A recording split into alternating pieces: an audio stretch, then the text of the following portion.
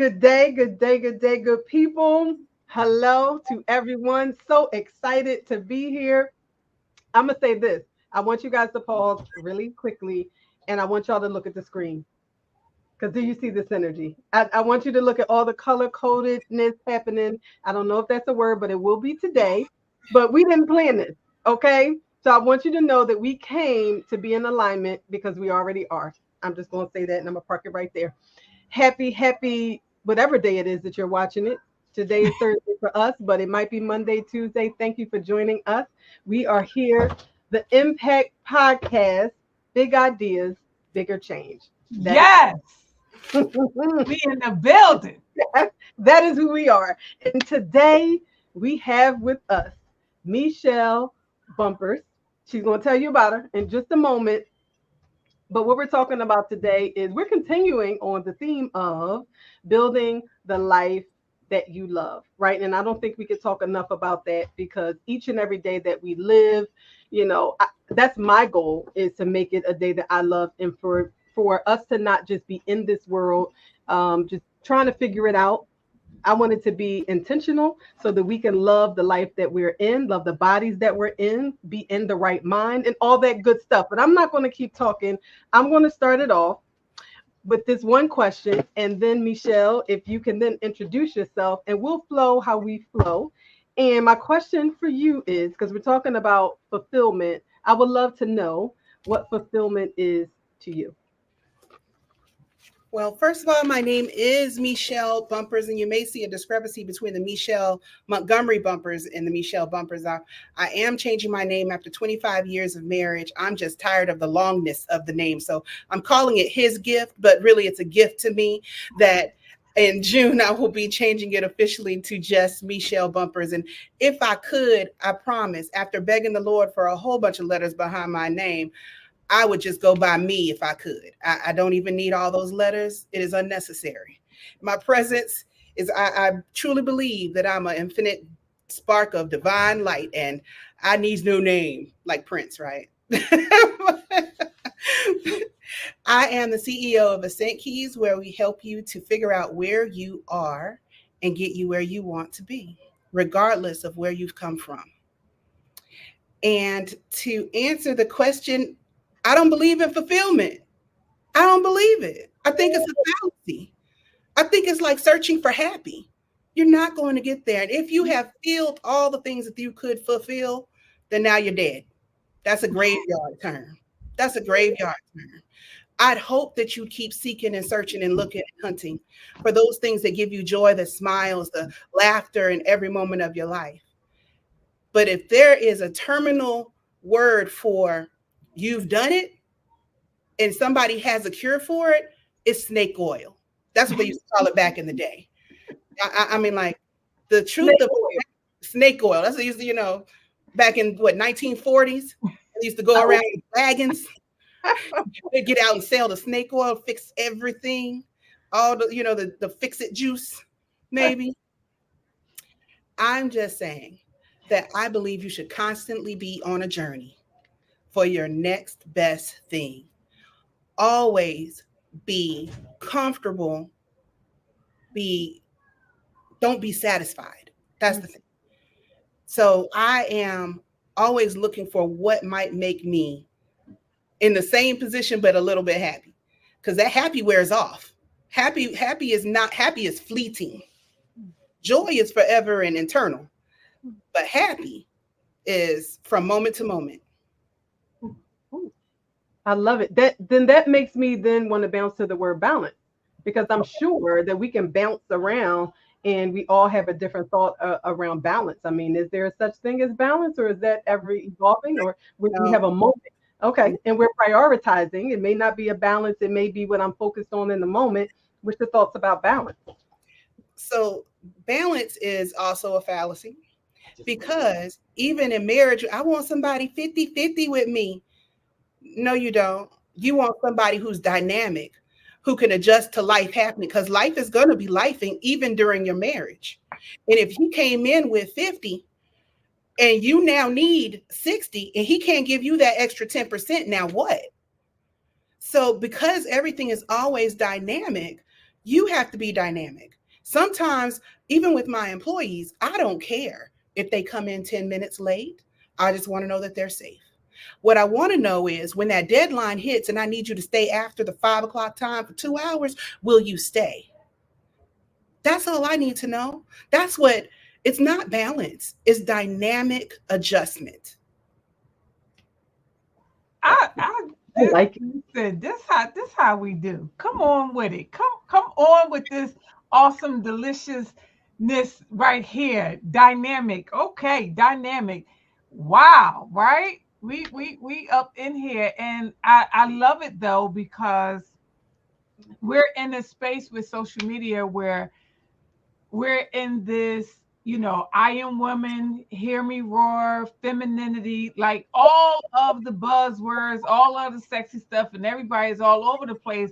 But for those of us that have our feet on the ground, for those of us that have our feet on the ground, we like, this is a bunch of bull, deuces, because I need to keep the main thing, whatever that looks like for me at any given moment of the day. Agreed. Hmm. Hmm. And What I do they? think what's powerful about what you said too, if I could be honest, I think a lot of times it wasn't even the competition of other people. It was the me talking to me. And sometimes I had to quiet her a little bit. It's like, calm down, calm down. I'm reading a book now. 10x is easier than 2x, right? And so that whole 10x idea, so many of us, I'll say I, because I'm not going to include everyone else in it, but this growth idea, and everything has to be bigger. But what it really is talking about is the fact that along the journey, just the growth is the 10x, right? Like it's a lot of times the doubling, right? Just having more confidence, less fear, right? There's always growth, but sometimes the perception may be it has to be this like big thing. And so I only say that because that's kind of like the self-care, and that is the space of, you know, I think we had a episode before where we spoke about balance, and we spoke about the fact that that's what gets us in trouble sometimes as mothers, wives, entrepreneurs, or whatever, is that we keep seeking it and never finding it. And now, we may feel some type way about it, but really it's about, like Mechelle was saying, getting the job done, if you will, which is one of our core values. And that's really the focus is, did you do what you needed to do to get the job done, whatever that may need to look like based on the capacity you have. So I love that you said, I wrote that down too, dynamic adjustment. I'm gonna keep that on my post-it. You mentioned 2x is easier than 2x. The truth of the matter is that what lies in that 8x is insecurities, is limiting self beliefs, is not realizing that you can do even 20x. But the thought of the 2x is what is almost the bare minimum that I know I can do successfully without having any fear or shame of where I might fall short. So living in that 2x is time wasted on being small. Mm. And in that 10x, you are accepting that it may not even work, but I'm going to do it anyway. And inside of me is enough strength and know-how to get back up if I fall. So I you want are to know, I'm wondering, like, where does settling fall in the midst of this? Mm. Right? Because sometimes people, and I myself have had a lot of ambition, right? I want my life to be in a certain way, and then life happens because life happens. And we lose sight sometimes of where we want to be. And then sometimes, and I've even done this myself, I found myself settling until I wake myself up and look at myself in the mirror and say, girl, what are you doing? Right. And I have to kind of like constantly talk to myself to continue to drive. Right. So I'm wondering where settling will fall in the midst of this. What would you recommend to people that settle? Mm. Mm. So that's part of the point of my business, Ascent Keys, is as a compass coach, helping you to understand the difference between settling and recreating. Because what happens as we start to grow up, we start getting pictures and endpoints that we're trying to hit and attain. And even if we attain all of them, then what next? Have you settled for what they gave you? Or do you have a vision of your own? And if you have a vision of your own and you met some roadblock, then is not going for it a matter of settling? Or is it simply that you have to get more grit to get it done? Or evaluate that that's not for you? I don't have any real thought that I'm going to wear a size 2. I just don't.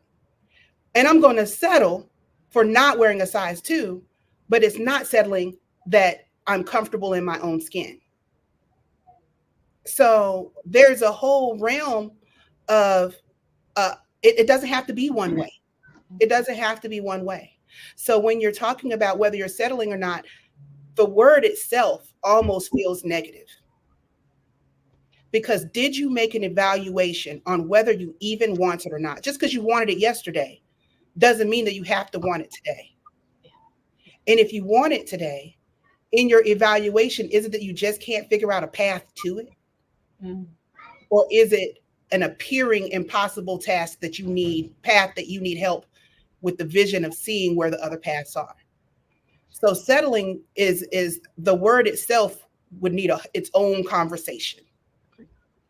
And it's funny you say that too, because as you ladies kept saying the word settling, I thought about like how we use it in different ways, right? So in that sense that Damaris first mentioned it, it was like, ooh, right? It didn't feel good at all. But there's times too when we're like, you know what, I'm gonna call you back when I get settled, or you know, I want to once I get into my house, I'm gonna get settled, right? It's like, well, in one connotation, it's yes, that's where I want to be. I want to be settled. In another sense, it's like I'm never settling, right? So you know, I think it's a great question, and now I want to be mindful of when I use the word settling, how I feel about it. And I think what was great about what you said, Mechelle, is it's so much of that me work. That's why reading the book for me was like, you know, sometimes you be beating yourself up and always trying to be at the 10x, but sis, you remember where you were yesterday? Do you remember where you were 2 weeks ago? Like you're killing it. And sometimes it's those moments and community, because it be times, you know what? You're right. You need somebody to remind you of who you are. And it's like, yes, I am. Or I look at my kids and the stuff that I'm able to do as a mom, I'll be like, you can't touch me. I'm somebody's mom. Do you see them right there? Right. And so just these constant reminders are needed. And I love this word. I'm going to think differently about settled now and be mindful about how I use it. That was a great question. Go ahead. As you were saying that, I was thinking of being content but not satisfied. Mm. And so when we say settled, are we talking about the content part? Or are we talking about the satisfied part? And then are we ever satisfied? Say what? Are we ever satisfied? We shouldn't be. I was going to say that. I'm never satisfied. Never. More. I think that I don't know if that's a gift or a curse sometimes. Right. You know, those same authors that wrote the 10X book also wrote The Gap in the Game. And that's exactly the principle that you described, which is when you start to look for, it's like looking for happy, when you start to look for the horizon and you keep floating about and you can't reach the horizon because it's not a reachable place. But if you just look back at the distance you've come, you can see the progress that you've made. And so targeting the right measurement for progress and for success. Yes. That reminds me of I was at a conference. It was talking about I'm definitely one of those vision people. Goals and all that is really big, because if not, I could end up being scatterbrained, just all over the place with no direction. And it mentioned the fact it was basically called like the 2 degree. It was about the importance of 2 degrees. And if you are on a flight and you're going if you're going to Hawaii, it said, and if you were off by 2 degrees, it seems really small, but if they continue on that path of being off just 2 degrees, it lands totally in a different state, country. I don't think it was a country, but you land differently. And so it made sense that it's important to have kind of this destination, this goal, this focus, so that you're just not all over the place, and just noticing that if you just veer off, then it could totally lead you somewhere you didn't want to be. And the question it was asking was, the path that you are on, are you going where when you get there, that's where you want it to be? Like, it was one of those questions where I had to keep thinking about it. It was like, once you get there, is this where you want it to be? And the purpose of the question was to keep asking yourself as you go along, right? Like, whether it's every day, every week, it's like, all right, what I'm doing today, is it going to help me get to where I want to go? And that to me is purpose living to me. So Yeah, that reminds me of a reflection that I often share about 10 years from now, right? So I'm 46. Would my 56-year-old self be happy with the decisions that my 46-year-old self is making today? Right. And that's kind of along the same lines as being satisfied, being hungry, being content, right? All of those things. And then it also goes with what Damaris was saying about, no, I'm never satisfied. But I think we also have the ability to kind of just be very playful and creative as to understanding what is enough, though. So there's a difference in the satisfaction of a thing. And then there's also, when is enough enough? Because we can also get caught up in chasing the thing and then not even realizing when we've reached it, because we're so far gone that, again, we never took the time to look back to see our progress. That's you're yes, that's very interesting. It just reminds me of a conversation I had with my husband. Another thing is that when you have a significant other, you have to be aligned, right? Because my wants are definitely not his. And I had to literally sit down and say, I'm living unapologetically selfishly. And that doesn't mean that I don't respect you and your goals, but that means that you will respect mine. And I say that to say that I feel that I have earned my brownie points. I have earned my I'm wearing my stripes as a mom, right? And my traumas and everything. And I feel as though my where I want to be, not even him is going to stop me from being and going, right? And how do we learn how to support each other, right? And still respect each other's decisions, right? Because he wants some things that I may not agree with, but I want him to do it because and I said, I don't want to be in a deathbed. And something that COVID has, and if it hasn't taught you, go back, right? 2 years, 3 years ago, life is precious. Life is very precious. And, we wear many hats and we have the entrepreneur, the moms, we're dealing with the traumas at home. We're dealing with, the business aspect. We're dealing with helping other people. And we don't have the moment to kind of stop and say, what do we want? And where do we want to go? Right. And how are we going to celebrate me? And that's something I had to learn how to do. And I just wanted to say, like, with that conversation, that was the very first time my husband's ever been quiet. Because I laid it deep. I was like, I'm living unapologetically selfishly. Period. And if I die today or if I'm in a deathbed today, because it can happen, I don't want to regret any decisions I made. And the only way I'm going to regret it is if you're sitting here telling me that I can't do it or I shouldn't do it or so on and so forth, or anybody. So that's why it's really, really, really important to have those uncomfortable conversations with people in your circle and have people around you that is going to be your biggest cheerleaders. And if you make mistakes, it's okay, sis. You made that mistake. Let's go. Get up. There's no time. I'm going to give you 5 seconds for that pity party. And then after that, let's figure out how we're going to get there. So I just wanted to mention that because it was the best conversation ever with my husband. It made me just really we've been together for 21 years, and it's really made me have a whole deeper love and respect for him after we had that conversation. Wonderful. You know what question that came to mind, right? Was how do we have the uncomfortable conversation with ourselves? Because I wonder about, being honest with ourselves so that we can be honest with others.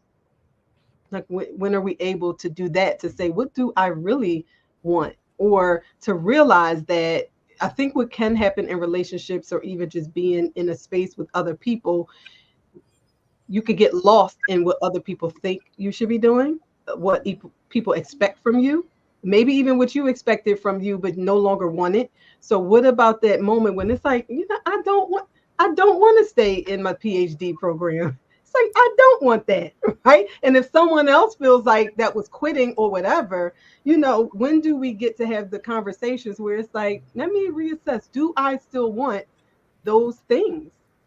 So that I can then be When I'm honest. 50, it hit me when 50. I was like, wait a minute, I'm 50, right? Or trauma, or when things happen that are big around you, like you mentioned COVID, right? I mean, to me, that was it for me. Once COVID happened, my silent voice became louder. And that's when I started really hitting hardcore advocacy.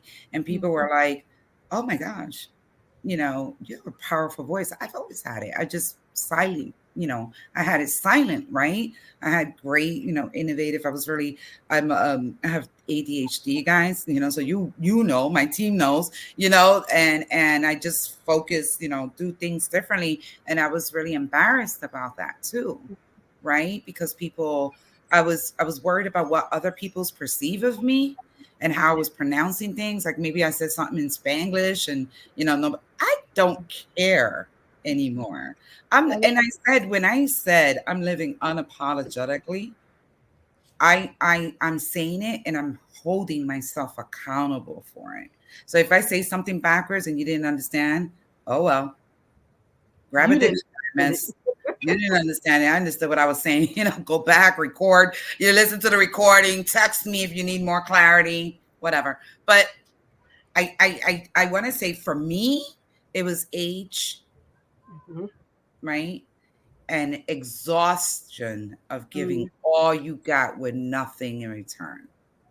That sometimes too, takes a big toll on you as well. When you're like, that's it. I'm going to continue giving to you because I was brought to this world to do God's work. Yeah. But I was not brought into this world to be beaten on. Right? So. Had to do it.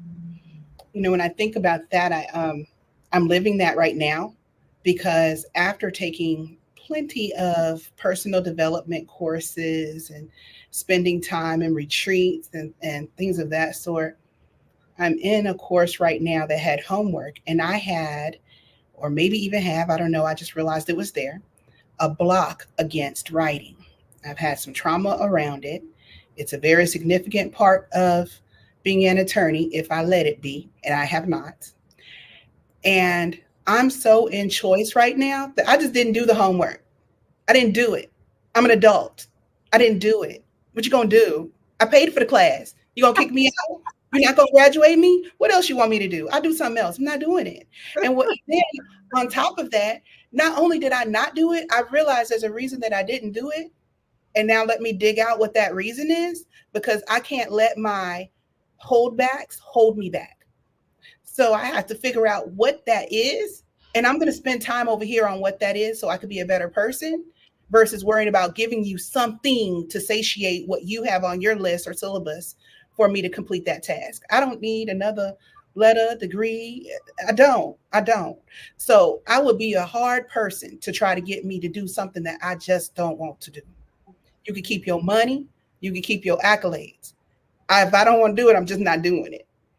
And then on the other side, talking about balance, getting present and understanding your time in present, I'm teaching my godchild this. Presence is two things: presence within yourself and presence of the world. So when we're driving down the street, did you see the people going down the street? Yes. What color were they wearing? I don't know.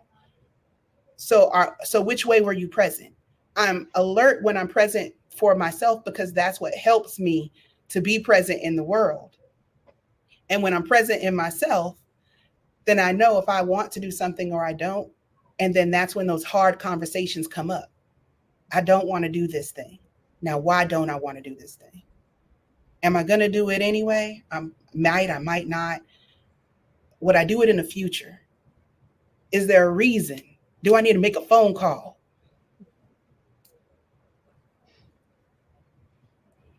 So I just learning to be present in different ways has helped me with my conversations of what I will and won't do.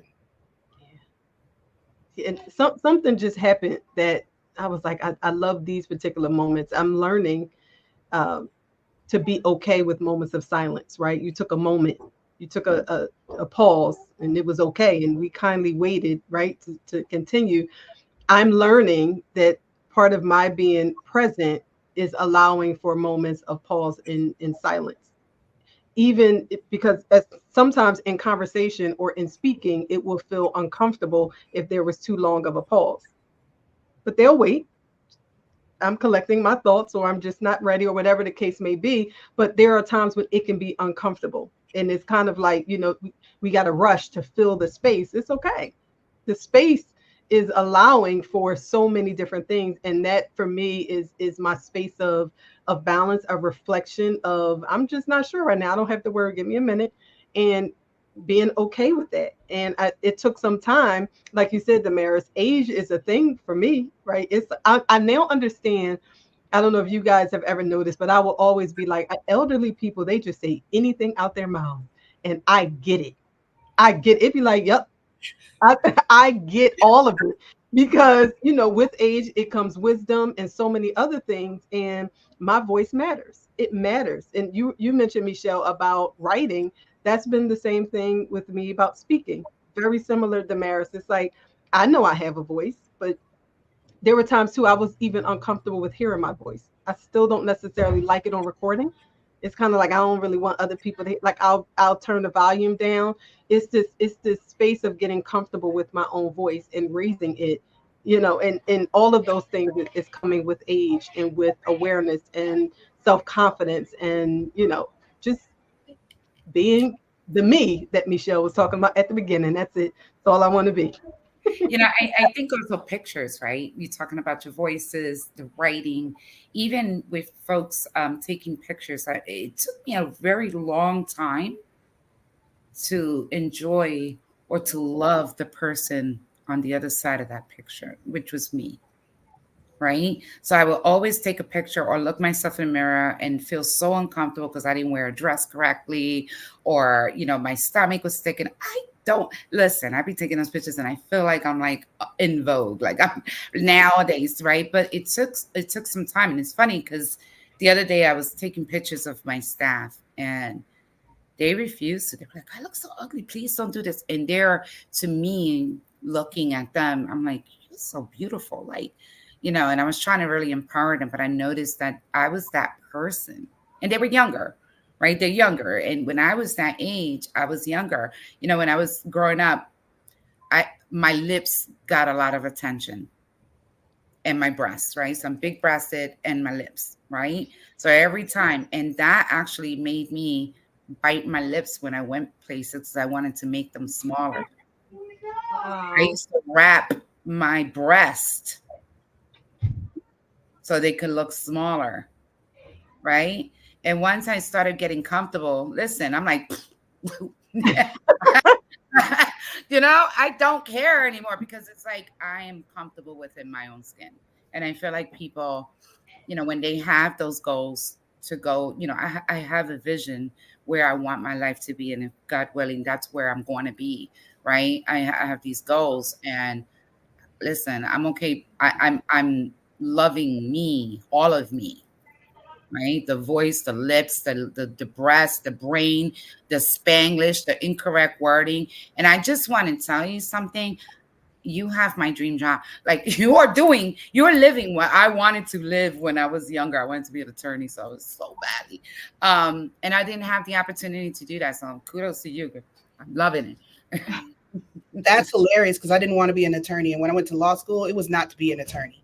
It was simply to get the letters behind my name because I didn't have the confidence to know that the people would listen to my voice. Mm. God gave me the vision. I told God I did not have this, this, this, and this. And every time I told God that, he had a response giving me what I asked him for. And at the time, I said, I need more letters behind my name. And I had letters. I need more letters. And at this point, God has given me those letters. He's given me the titles. There is nothing left for me to ask of God because I have everything. And it's crazy because I had it all before I started with all the list of things that I didn't have. And now, as I sit in my own embarrassment, right? My embarrassment of why didn't I step earlier? I don't even care if anybody sees any of the letters. I show the letters. But if you just call me me, I'm satisfied. I don't need anyone to call me partner Mechelle. I don't even want to call me attorney Mechelle. I try to get my staff to stop calling me boss lady, but they just won't act right. Like it's really not necessary. I'm in joy at all times. But my main focus is getting that vision done before I die. And that's to uplift the people. I am loving the word the name me. I love it. I just love it. Once you said it the first time, I was like, I wrote it. Love it. A question I have, right? We're talking about our ambitions and goals and all of that. It's definitely a season. It feels that people are just burned out, period. So what would you say to those who I have grand goals, I want to 10x, I have things I want to do, but I am burned out? What would you say to those people, in finding whatever that might be for them? So finding fulfillment, finding peace. I just want to be at a space where I'm not burned out, but I still want to reach my goals and live the life that I love. Mm-hmm. I met a woman for the first time who was a witness in a case for a client. And she said, do you love being an attorney? And I said, no, I don't love being an attorney. I love how I do what I do. It doesn't matter what I'm doing. I'm going to do it in this way. And so my advice to them is to get to a place where wherever you are and whatever you're doing, you are so comfortable being you that it almost doesn't even matter that high goal that you have.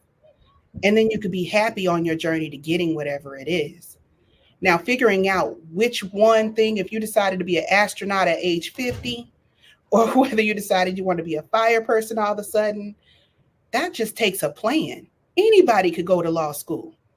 There were all sorts of people on the left and right of me, 20 years older and 20, 30 years younger.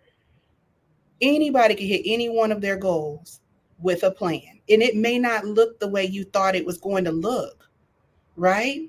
These days, if you decided you wanted to be a model, that model does not have to look how it looked in 1950. Thank God. Thank God. Right. So it's about being creative about not just the goal itself, but how you're going to get there. Yeah. That's the part that is, I think that's probably if we had to come back to what Aaliyah first asked, how do you know when you get there? And so it's kind of full circle of you get there when you're free. You get there when you are free to be free. You are free in your skin. You are free in your everything. And you like your everything, right? You're liking your curves, you're liking your scars, your whatever that is, you're loving all of you unapologetically, and you don't care. But not from the perspective of that it is harmful, but from the perspective of I am free to be me, and I'm going to be me, and I don't need your permission or your validation. That That part. That part. part. But let me just say this. I'm not going to law school. I'm going to law school. That's not my goal. I said that's something I wanted to do as soon as I just listen. I just can't go back to school right now. I don't want to. It's not because I can't, I just don't want to, right? So I just want to say that. But I just think that it's really amazing. And like Obiama said, just going to that second step and not waiting for anybody else to validate you, right? It's really, really important. I have a question. So I know that you are the CEO of Ascent Keys. And just for clarification, is that part of your Esquire or is that separately? Can you tell us a little bit about that? So Ascent Keys is completely separate. Okay. It is me being a compass coach for other people's lives. It's me helping people to understand where they are and to forgive whatever they've done in the past for themselves. Helping them identify where they want to be and who it's going to take in order to get there. Who being themselves, not even out of anyone else. Who will they have to be in order to get to their goal? And I say that because we teach people that you make your goal, even in high school. We teach them, oh, you want to be a doctor, lawyer, whatever. You need to make sure you get good grades. Okay, but that's good for the grades. But the truth of the matter is, if you want to do those things, you also need to have a good record, a good reputation. Because part of me becoming a member of the Georgia Bar was my reputation. They go dig out, they go call people, they check my social media. And so if I want to do that future thing, I can't just look at where I am now. I have to look at where I want to be. And so a Ascent Keys is education on what you need to do and who you need to be. I love that. Okay, so where can people find you? You have a website? I have a website. I don't think it's up right now. It'll be up soon again. Okay, it's But under construction. ascentkeys.com, and it's Ascent, ASSENT, a, as in agree, not as in increase, because the agreement has to be that you and your highest self are one person. That the person God created you to be is who you are, regardless of whether you see it. You have to agree. So the Ascent, ASSENT, is an agreement key. I was going to ask you what was the meaning behind your name. I love that. I love Yeah. that. If I wanted, I meant to ask this question earlier, but I want to make sure I ask it because I know it can be true for many people. I read in your bio that you are a cancer survivor. Yes.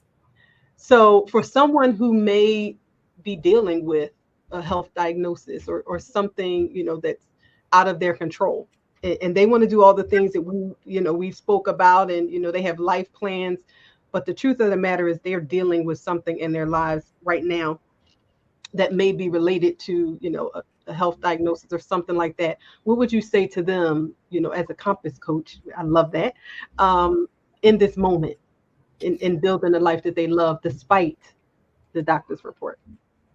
The first thing I would say is you are not that disease. I was trying to get through the whole thing without crying. I'm known as a crybaby. No But apologies needed. you are not the disease. You are not whatever ailment has come up. You are separate and distinct and whole. And if you could just understand and grab that one thing, then the next thing is the universe wants what's good for you. That regardless of what is going on now, there is someone who needs to hear your voice, feel your presence, that is benefiting from you, and you're valued. If you had no value, you wouldn't be here at all.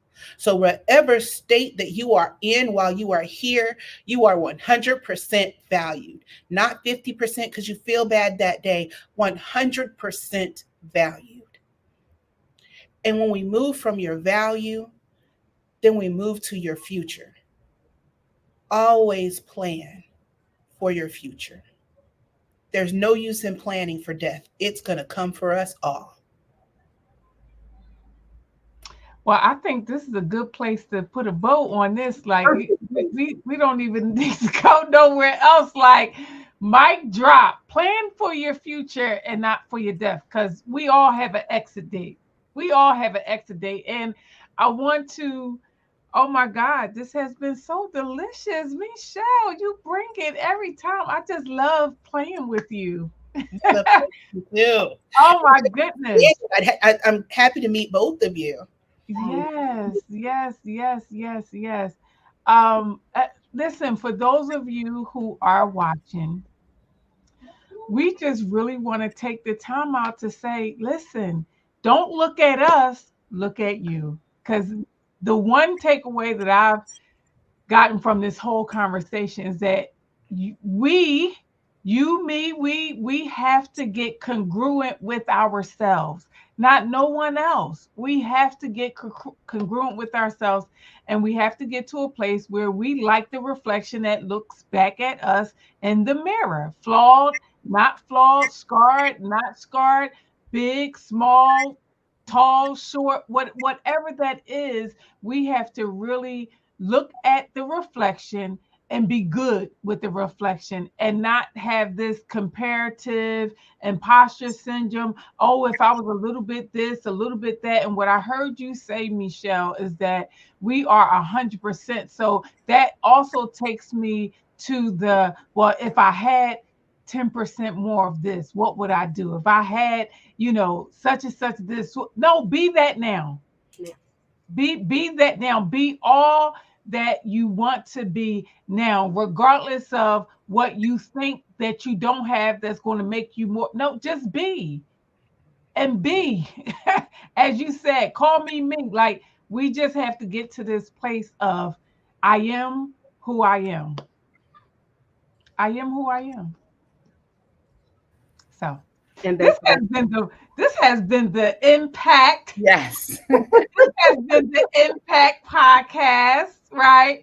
Big ideas and even bigger change. Well, how can folks reach you, Mechelle? Is They there can reach me at ascentkeys@gmail.com. Just send me a email. I'd love to hear from you. Even if it's just a matter of just start and I will contact you. Yes. Ooh, I love that. I love that. Just start. Thank you so much, Mechelle, for joining us and coming into our sandbox, because we do like to play in the sandbox with the friends who complement who we are. And thank you again for the synergy that you brought. I know I jumped on the call. I was like, whoo, jumped on. Obiama was like, and you made it, right? We made it. We made it to this moment. I don't know about you guys, but I feel better, even better about my day and my evening now that I have encountered and had conversation with you all. And that's what this life is about, is connecting with people who, make us feel better, make us do better. And so thank all of you for showing up. And again, thank you, Mechelle, for not only showing up and sharing, but also being so authentic and sharing your true self. And we appreciate it. So thank you for joining the Impact Podcast, where we have big ideas, bigger change. And that's it. That's us. Thank you, everybody. Thank you.